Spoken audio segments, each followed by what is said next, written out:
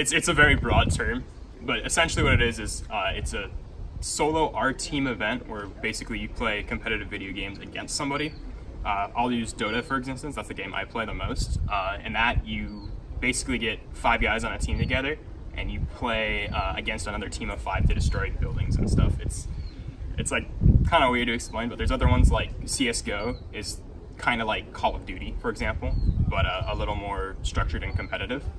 But that's essentially what it is. It's just people competing in video games.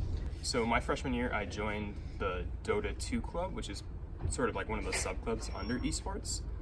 In my first year, I was on board, and then I became the treasurer for the second year. There's different genres. So you have a MOBA, which is a massive online battle arena, and that's games like Dota and League, where it's the 5v5 and you have one map that you share.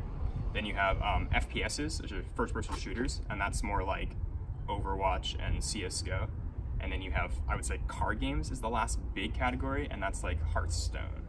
So what the idea was, and we're actually talking about becoming a council because it makes more sense. We sort of are the inner club for all the other video game clubs like esports. So there's like Dota and League and Hearthstone and Overwatch. And we sort of oversee that, and we do inter club events, and then we handle sponsors is what we do. We don't run like competitions with other schools in person. It's all online, and it's through a company called CSL, or Collegiate Star League. We have a number of teams for any different sports. I play on the Div 2 Dota team. We play on Saturdays. But other than that, we play against each other in a LAN format about once a quarter, and that's generally our big event for the quarter as well.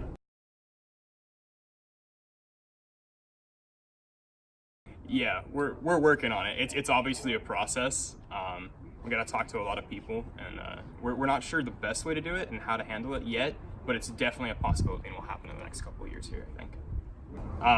I think the big reason is unlike other sports, you don't need a lot to get started on esports. Like, we don't need a facility, we don't need like football gear or any sports equipment. You just need a computer and you can play. And there's big prize pools in these tournaments, so it's a really good way to make money as a sport. So I think you'll start offering incentives to get better players here. So there's actually a whole streaming platform called Twitch, which is very close to like YouTube, except it's more live.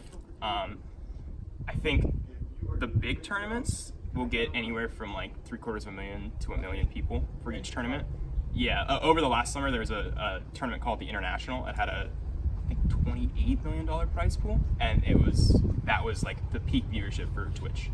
I think the big thing is it takes time, and it takes a community to sort of come together around it, and we don't have the infrastructure for that community yet, and that's really what I'm trying to put in the groundwork for. And then maybe it'll happen in a couple of years, or maybe past me, and I'm fine with that as long as we have the materials to go forward.